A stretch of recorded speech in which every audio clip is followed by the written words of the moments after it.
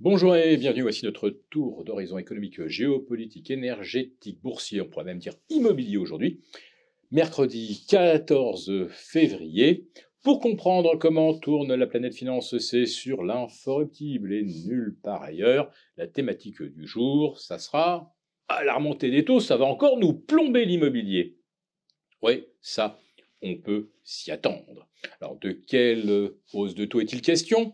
Eh bien, de celle qui a surgi hier à Wall Street à 14h30 avec l'indice des prix à la consommation, le fameux CPI, ressorti un petit peu plus haut que ce que l'on espérait, 0,1% pour l'inflation globale, on espérait pas plus de 3, et le core rate, hors alimentation et énergie, on l'espérait à 3,6 ou 3,7, et ben ça remonte à 3,9.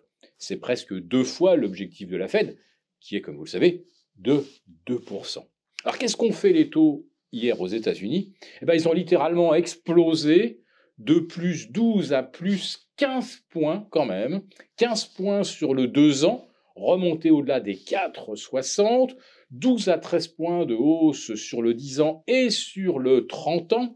Le 30 ans s'est remonté à 3,45, pardon, 4,45, alors qu'on était en début d'année en dessous des 4, symboliquement, et que l'on construisait un petit peu des châteaux en Espagne, en se disant, si cette détente des taux se poursuit, les gens vont pouvoir recommencer à emprunter, et ça va soutenir le secteur immobilier qui est au fond du trou.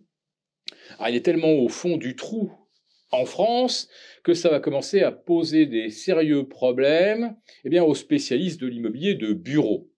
Oui, après les États-Unis, où on est au bord de la faillite pour beaucoup de promoteurs, voilà que le problème se pose également en France. Et pour ça, nos banques vont probablement devoir commencer à provisionner, ce qui va certainement peser sur leurs résultats des 3 prochains trimestres. Et on va également avoir le risque de défaillance d'entreprises, et notamment celles qui sont exposées au BTP, c'est-à-dire les PME, tout corps de métier. Si on ne construit plus ni bureaux ni logements individuels, ça risque de nous faire entre 150 000 et 300 000 chômeurs d'ici 2025, selon la Fédération française du bâtiment, qui tire en vain depuis des mois, depuis plus d'un an, la sonnette d'alarme, qui n'est évidemment entendue par personne à l'Élysée, car on connaît l'aversion du président pour le secteur immobilier, à tel point d'ailleurs qu'il a fallu attendre le début de semaine pour avoir enfin un ministre du logement, plus d'un mois après le remaniement ministériel et le changement de Premier ministre. Donc oui, l'immobilier, la remontée des taux, c'est vraiment pas une bonne nouvelle, ni aux États-Unis, ni en Europe.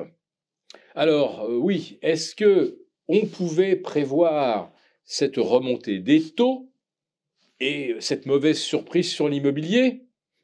Non, manifestement, on ne pouvait pas prévoir, puisque tout le monde s'attendait à ce que l'inflation continue de baisser et que la Fed puisse de nouveau envisager d'assouplir sa politique monétaire. On ne pouvait pas prévoir, malgré une hausse de 20% des tarifs de l'assurance automobile, malgré une hausse de 7,5% des frais de prise en charge hospitaliers, malgré une hausse de 6,2% des loyers en rythme annuel. C'est jamais que 30, voire 40% du budget d'un Américain.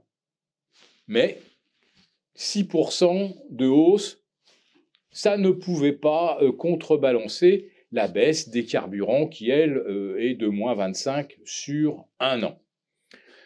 Donc en fait, les marchés se sont complètement illusionnés, se sont racontés de belles histoires avec la baisse de l'inflation qui va se poursuivre. Et ça fait déjà des semaines et des mois qu'on aurait dû prendre conscience que les effets de base de 2023 ne se prolongeraient pas en 2024 et que surtout, il y avait des postes très importants qui alimentaient l'inflation. On peut même rajouter d'ailleurs la hausse des salaires qui se poursuit à plus de 4,5% en moyenne. Donc vous voyez, si les salaires progressent de 4,5 et que l'inflation est actuellement à 3,9, ça va continuer de tirer les prix vers le haut.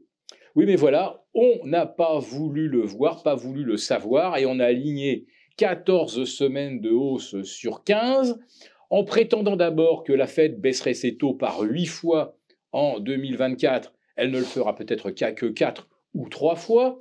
Et puis après ça, on vous a dit « Ah oui, mais si les taux remontent, ça veut dire que l'économie américaine carbure à fond la caisse et que ça, c'est extrêmement bon signe, que les entreprises vont faire des bénéfices. » Mais comment vont-elles y réussir alors qu'elles sont au maximum du volume de dette qu'elles n'ont jamais supporté, et alors que les taux remontent à plus de 4,60 sur le 2 ans et à plus de 4,20 sur le 10 ans.